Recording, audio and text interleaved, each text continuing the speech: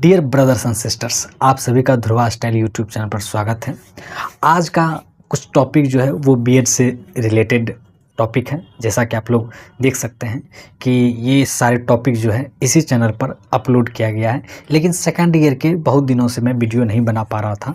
जो second year का important topic है वो knowledge and curriculum and assessment for learning है। ये दोनों चैप्टर को हम लोग बारी बारी से अच्छे से डिस्कस करेंगे, क्योंकि आपका आगे में एग्ज़ाम है। जितने भी यूनिवर्सिटी है सभी का एग्ज़ाम स्टार्ट होने वाला है 1-2 मंथ के अंदर ही, तो आप लोगों को कुछ हेल्प मिल पाए इसलिए मैं ये सीरीज स्टार्ट किया हूँ।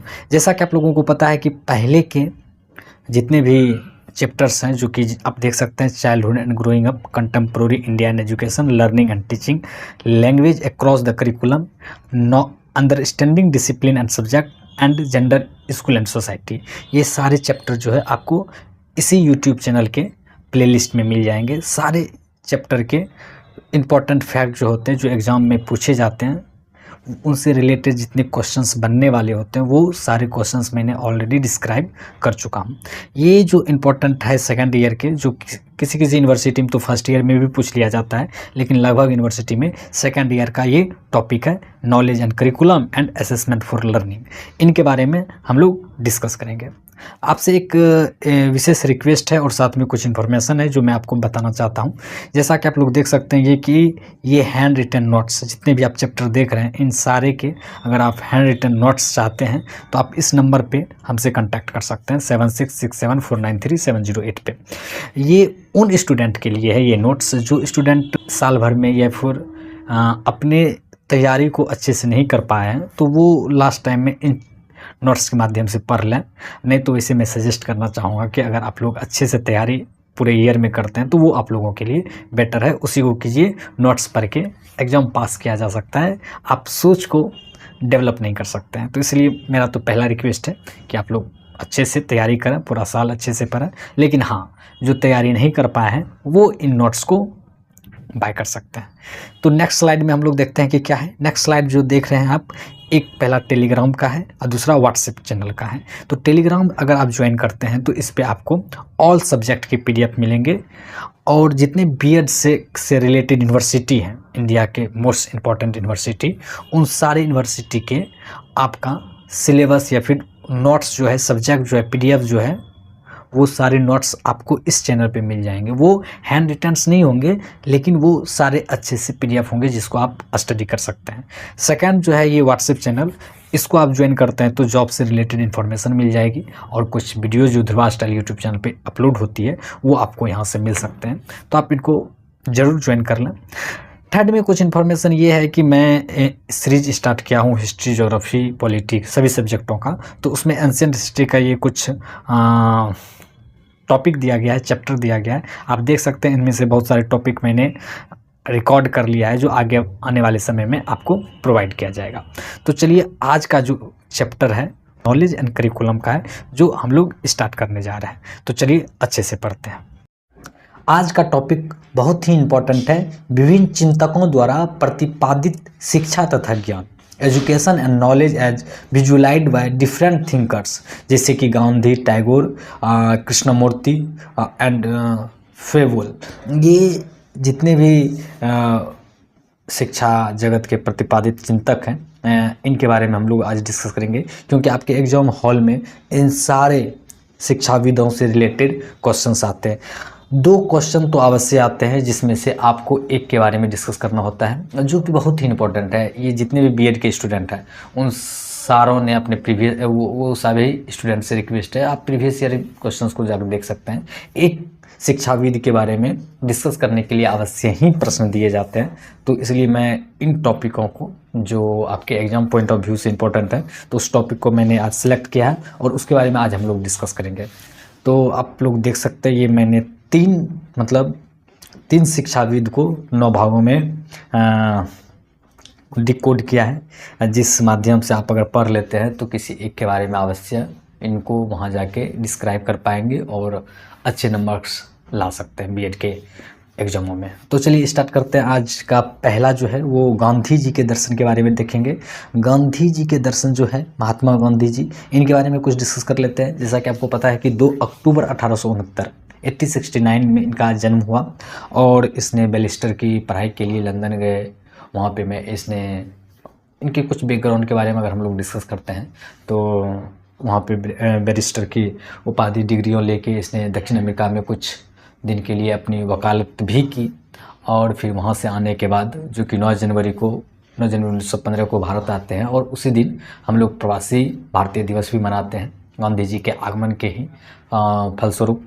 उसके बाद गांधी जी का जो हमारे भारतीय राष्ट्रीय आंदोलन में इनके विभिन्न कामों को देखा, आंदोलनों को देखा, जिसमें से महत्वपूर्ण आंदोलन और सहयोग आंदोलन, सविनय अवज्ञा आंदोलन और भारत छोड़ो आंदोलन महत्वपूर्ण है और सबसे ज़्यादा चंपारण आप लोग जानते ही होंगे। इन सारे बातों को कुछ आप डिस्क्राइब कर सकते हैं, लेकिन हाँ, इनके शिक्षा के बारे में, इन गांधी जी का शिक्षा के उद्देश्य से क्या सोच था, क्या ये सोचते थे, उन पे डिस्क्राइब करना आवश्यक हो जाता है। तो मैं जान के इनके बारे में डिस्क्राइब किया, थोड़ा बैकग्राउंड के बारे में, कि आप इनको अच्छे से समझ पाएँ। और इसकी मृत्यु की बात करें तो जैसा कि आप लोगों को पता ही होगा, नाथूराम गोडसे द्वारा 30 जनवरी 1948 को गोली मार के हत्या कर दी गई। तो इस तरह से गांधी जी के बारे में कुछ बैकग्राउंड के बारे में हम लोग डिस्कस किया। तो चलिए देखते हैं ये शिक्षा के बारे में गांधी जी का क्या राय था, क्या सोच था, उनके बारे में डिस्कस करते हैं। गांधी जी का जो जन्म, जैसा कि आप लोगों को बताया कि 1869 और मृत्यु 1948 में कर दी गई, मतलब हत्या कर दी गई। इस तरह से हम लोग इनके बारे में कुछ पॉइंट ऑफ व्यू को देखा। तो नेक्स्ट जो है MS पटेल।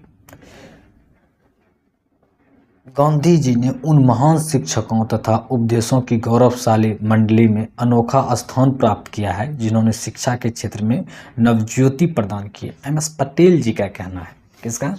MS पटेल जी का कहना है कि गांधी जी उन महान शिक्षकों तथा उपदेशों की गौरवशाली मंडली में अनोखा स्थान प्राप्त किया है जिन्होंने शिक्षा के क्षेत्र में नवज्योति प्रदान किया है।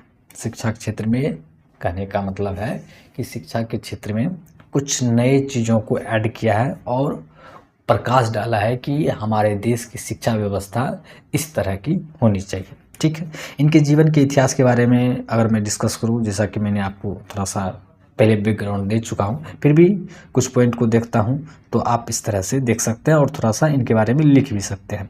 तो पहला है कि महात्मा गांधी का जन्म 2 अक्टूबर 1869 मतलब 1869 ईस्वी को काठियावाड़ राज्य के पोरबंदर जिले में हुआ था। ठीक है, जो कि वर्तमान गुजरात के नाम से जाना जाता है।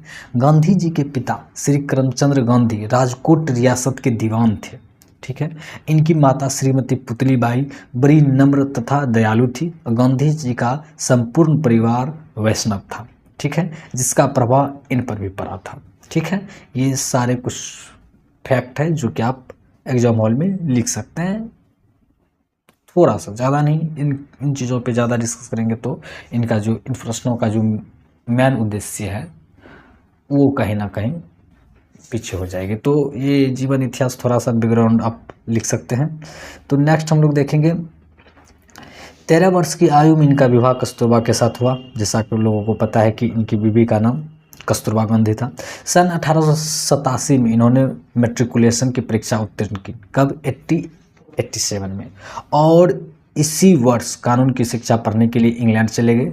बैरिस्ट्री पास करने के बाद लगभग 1891 में गांधी जी भारत वापस लौट आए और राजकोट में वकालत प्रारंभ की। तो इसने राजकोट में भी कुछ दिनों के लिए वकालत प्रारंभ की। उसके बाद दादा अब्दुल्ला के कहने पे ये दक्षिण अफ्रीका जाते हैं। ठीक है, तो अब गांधी जी के शिक्षा दर्शन की बात करेंगे जो कि हमारे प्रश्न का मुख्य उद्देश्य है। ठीक है, गांधी जी शिक्षा दर्शन के बारे में हम लोग डिस्कस करते हैं तो उनके सामान्य दर्शन ही सार्थक प्रतिबिंब होता है। ठीक है, उनके शिक्षा दर्शन का जीवन दर्शन से घनिष्ठ संबंध है। गांधी जी का मत है कि सत्य, अहिंसा, सेवा, निर्भयता आदि जीवन के ऐसे उद्देश्य हैं जिसकी प्राप्ति केवल शिक्षा द्वारा ही हो सकती है। जैसा कि आप लोगों को पता है कि गांधी जी सत्य और अहिंसा पर बहुत ही ज़्यादा बल दिया करते थे। सत्य मतलब झूठ नहीं बोलना, हमेशा सच बोलना। अहिंसा मतलब हिंसा नहीं करना, मारपीट नहीं करना, बातों को समझ के बात करके समस्याओं को हल करने में गांधी जी का योगदान रहता था। और उन्हीं चीज़ों पर वो हमेशा बल दिया करते थे। तो इस तरह से आप इनका कहना है कि शिक्षा के ही द्वारा इन सब चीज़ों के उद्देश्यों की पूर्ति की जा सकती है। ठीक है, आगे देख सकते हैं हम। इन्होंने कहा कि आर्थिक, सामाजिक, राजनीतिक तथा आध्यात्मिक, ठीक है, आध्यात्मिक उन्नति एकमात्र सहारा है। गांधी जी के शिक्षा दर्शन में भारतीय एवं अन्य पूर्वजों का पूरा असर रहा है। क्या रहा है? पूरा असर रहा है। इनके शिक्षा रूपी विचार मूल रूप से प्राचीन भारतीय विचारों पर आधारित है। ठीक है, क्या है?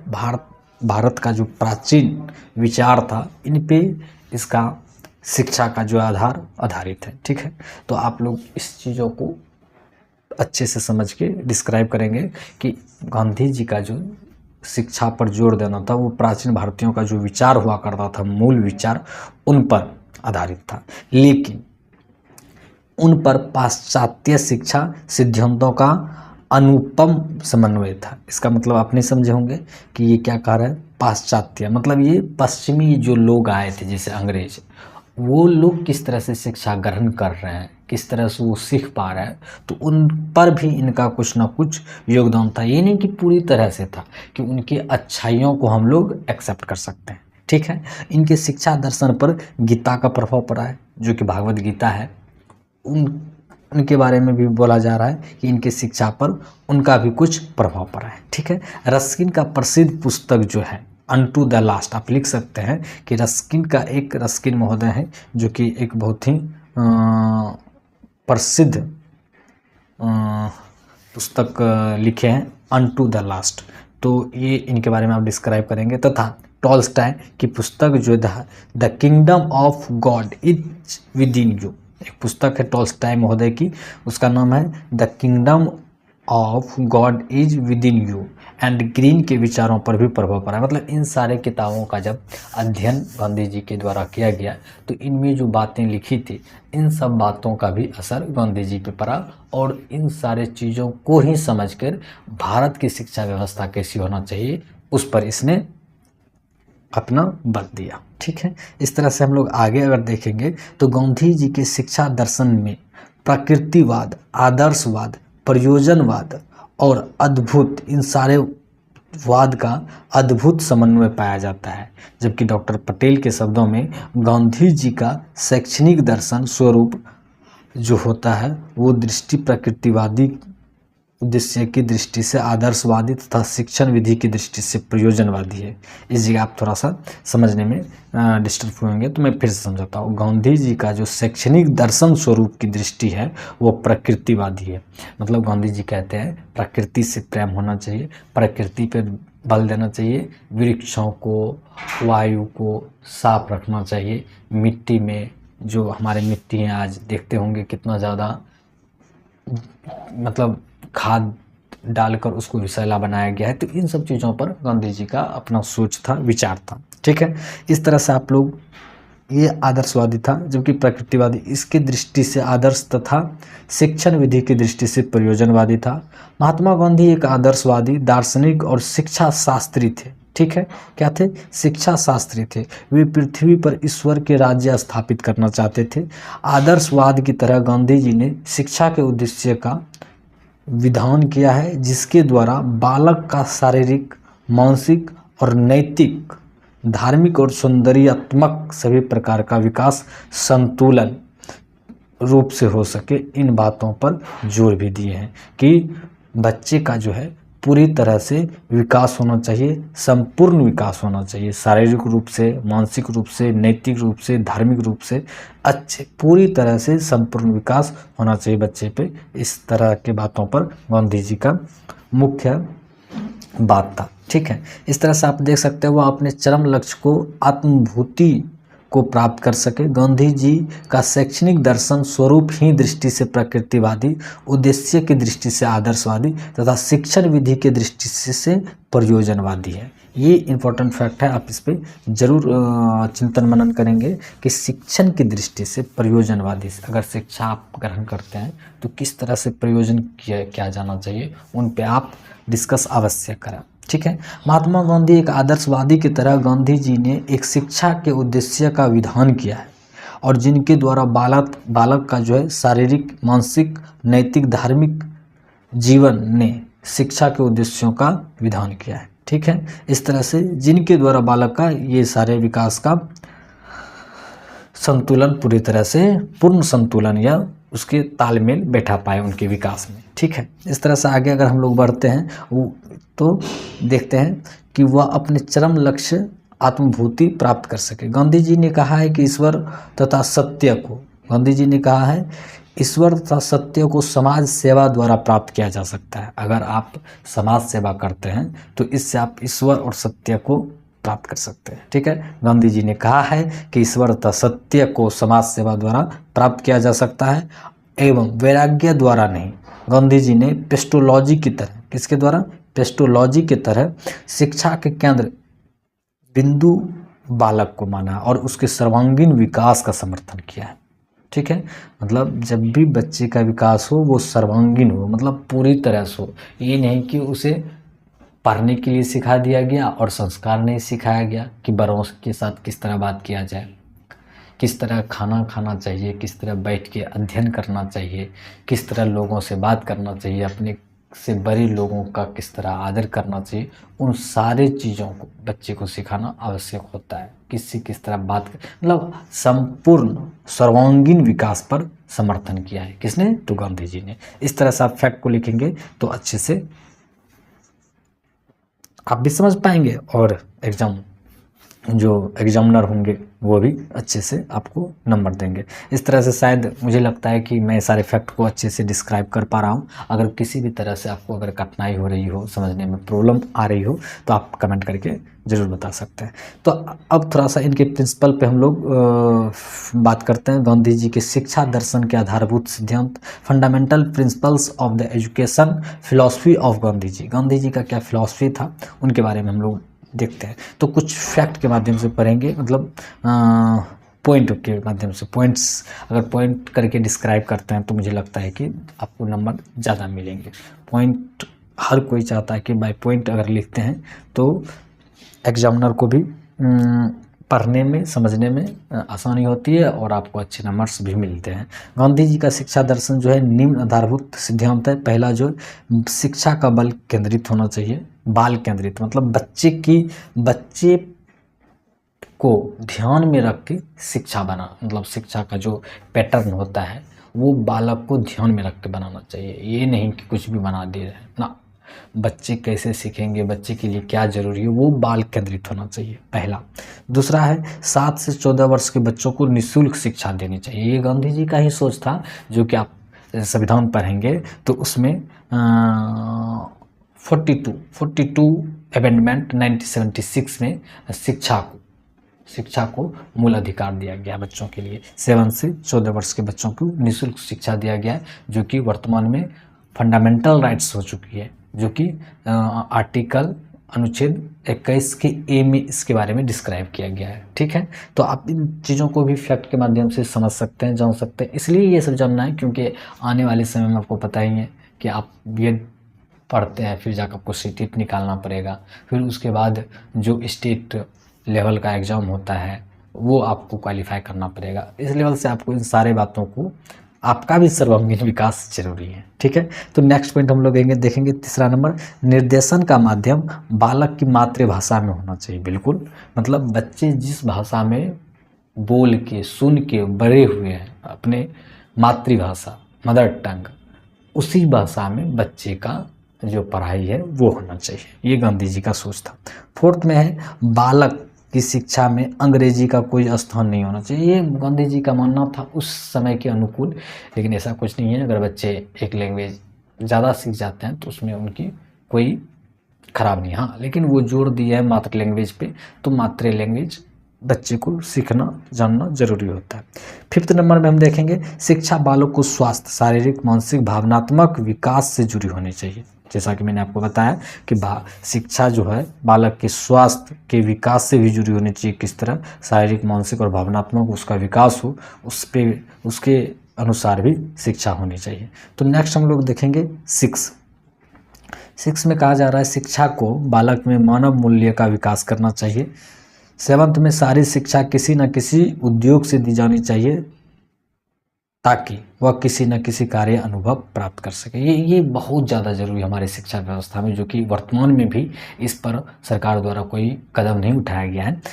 बच्चों को जब भी पढ़ाया जाना चाहिए तो उनके साथ किसी न किसी प्रकार का कार्य जरूर करवाना चाहिए ताकि वो आगे चल के अपने काम को अच्छे से कर पाए। स्किल सीखना ज़रूरी है सभी बच्चों में। अगर स्किल नहीं सीखते हैं, सिर्फ किताबी रट्टू बन जाते हैं, तो मे बी कि वो आगे थोड़ा लाइफ में उनको प्रॉब्लम्स होंगे।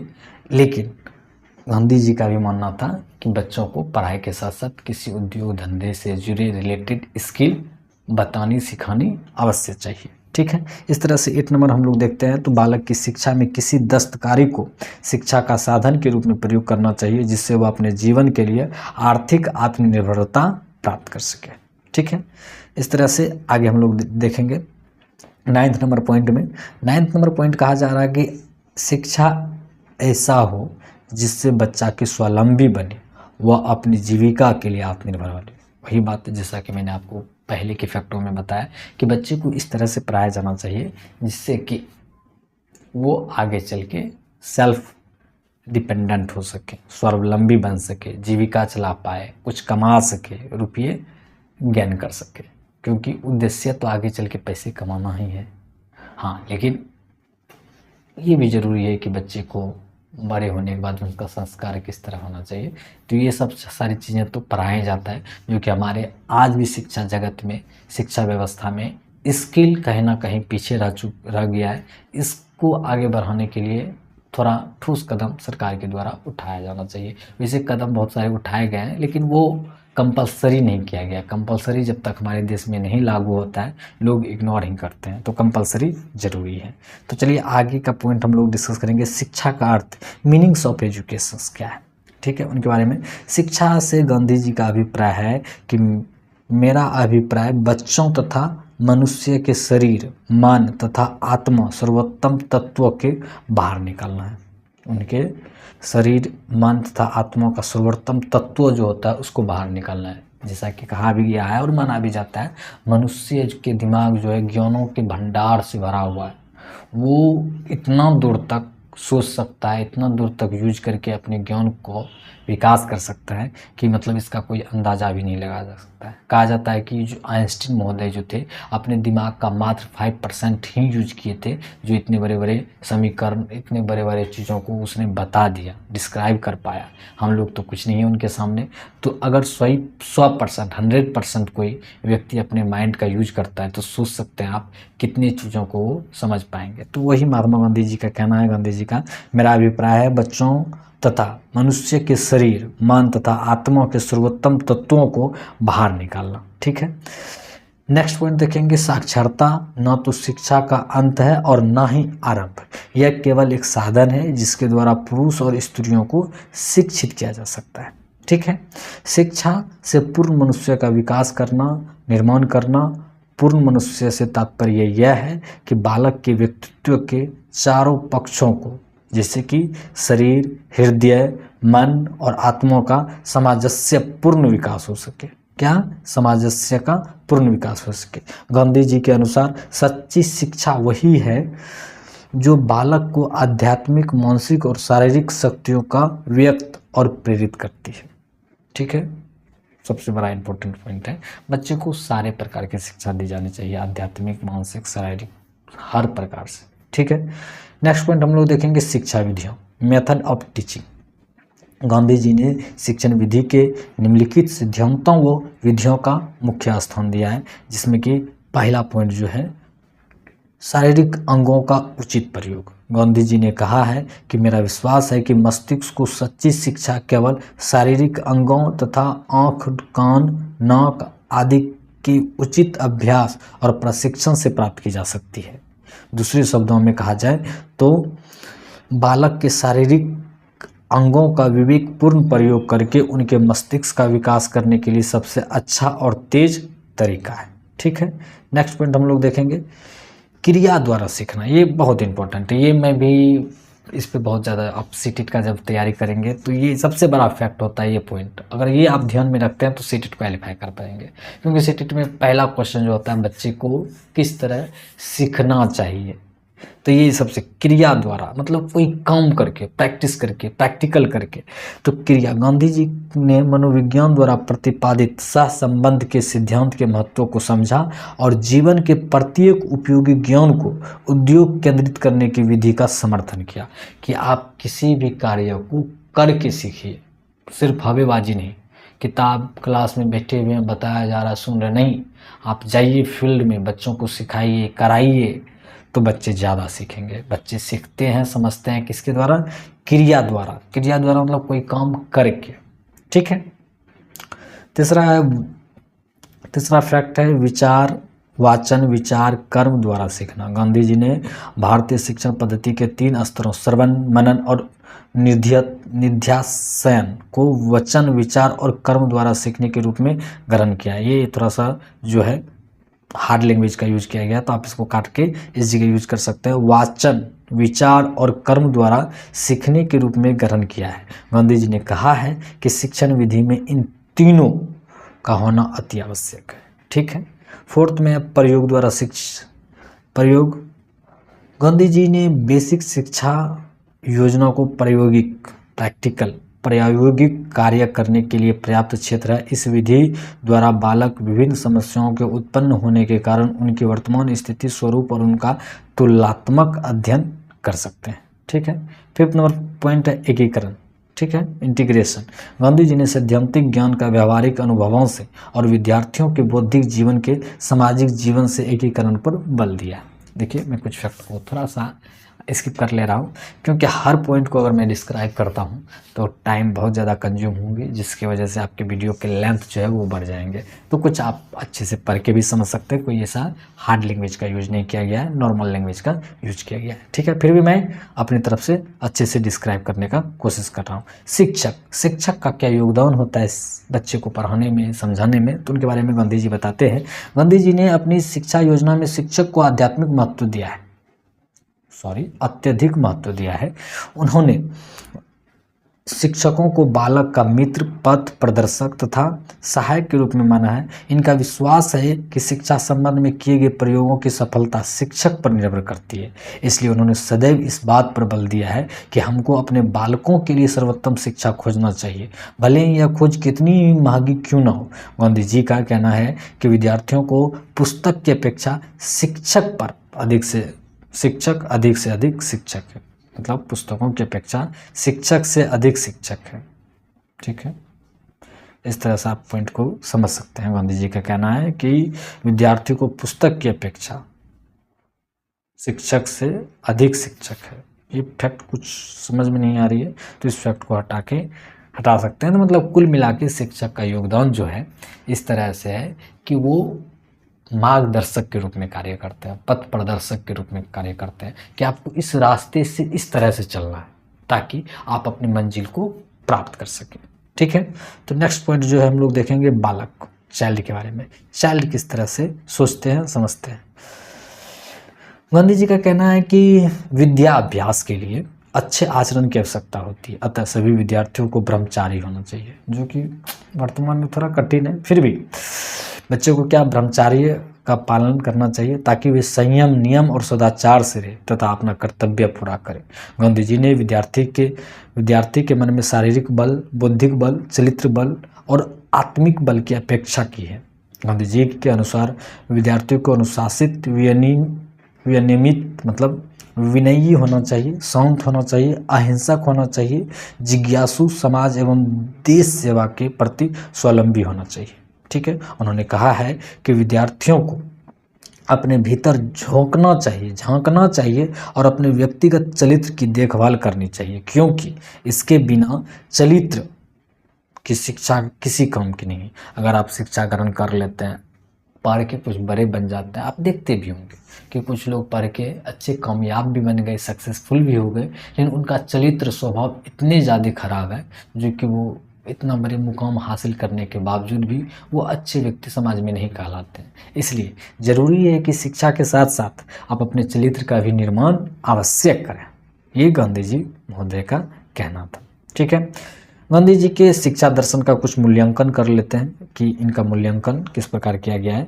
तो भारतीय शिक्षा को गांधी जी की देन अत्यंत महत्वपूर्ण है। गांधी जी ने Tolstoy form, Phoenix state, Champaran, Sabarmati, Wardha में नवीन प्रयोग किए। इन स्थानों पर चलित ज्ञान क्रिया के विकास के लिए उन्होंने साधनों की खोज की और व्यवहार में उनको प्रस्तुत किया। इन प्रयोगों को गांधी जी ने हाथ, हृदय और मस्तिष्क को प्रकाशित करने के लिए उपयोग किया, जिससे पूर्ण मानव को शिक्षित किया जा सके। जी, ये सारे फैक्ट मैंने ऊपर में बताया, वही चीज़ों को डिस्क्राइब किया जा रहा है इनके मूल्यांकन के बारे में। गांधी जी के शिक्षा विचारों के आधार पर हम निर्विवाद रूप से यह कह सकते हैं कि महात्मा गांधी इस युग के महान शिक्षा शास्त्री थे। हुमायूं कबीर ने लिखा है कि गांधी जी की राष्ट्र और बहुत सी